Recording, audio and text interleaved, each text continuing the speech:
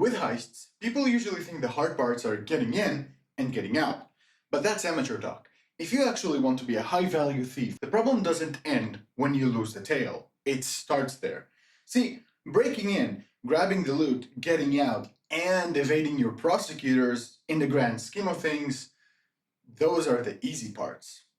Let me explain. In 2024, a guy managed to pull off a pretty impressive heist, stealing a fortune in rare Pokemon cards. He got in, got the goods, and got out. But then he tried immediately to sell them online, with the registered, highly tracked serial numbers right there on full display. Pure sloppiness. He was caught almost instantly. The reason Pokeguy got caught is basically every valuable item has a way to track ownership. When you buy something from a legitimate store, a painting, a graded card, even a pair of jeans, the transaction gets logged.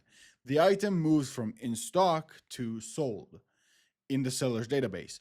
What you do with it from that moment is up to you because it's registered as sold. But if you steal that item, the transaction never happens. The item stays registered as either in stock or flagged as stolen. The ownership record doesn't move. So when Pokeguy tried to do something with those cards, sell them, trade them, get them appraised at a legitimate seller, anyone who checked the collection numbers would see immediately that those cards never left the store legitimately. They weren't his to sell. That's the trap most thieves don't think about. Getting the item out of the store is only half the problem. The other half is turning that item into theirs to sell and make money out of. Which brings us to the most important word in the criminal dictionary, liquidation.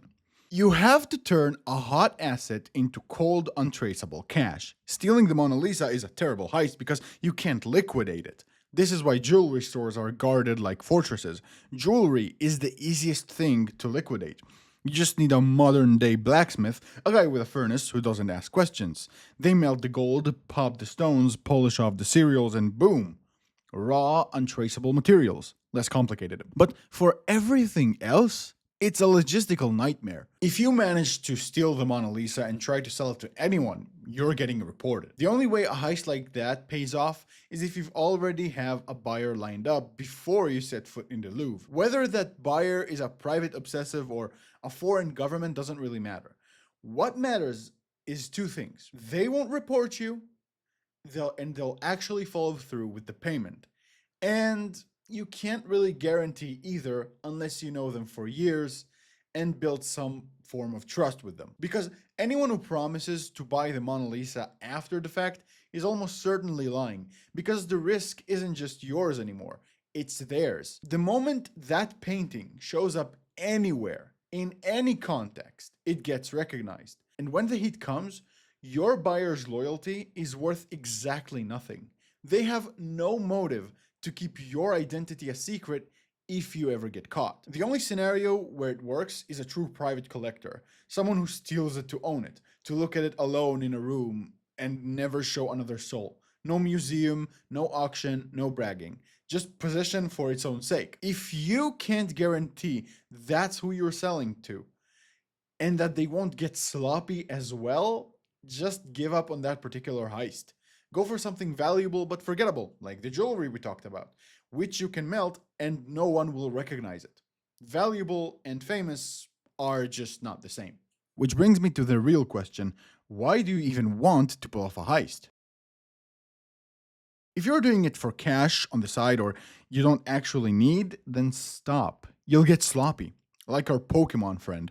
The only people who pull off high stakes heists are those who have no other choice most of the time.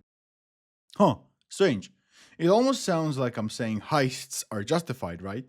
Well, if a person is so desperate that no legitimate avenue can get them out of their hole, if their choices all come down to either live in the streets but free, or live behind bars with 3 meals a day if they fail, why shouldn't they steal? Remember Gabe Newell? He said that piracy is a service issue. People pirate because the legal way is too annoying, so he made Steam. I think that applies to everything. Crime is a service issue. If we make the cost of living affordable, meals, healthcare, education, you reduce the number of desperate people. When needs are met, the question isn't why shouldn't they steal, it's why should they? Society's goal shouldn't be thicker vaults. It should be making stealing so inefficient that you lose more than you gain, even if you manage to get away. And that's all I really wanted to say. Thanks for watching, and as always, have a pleasant day.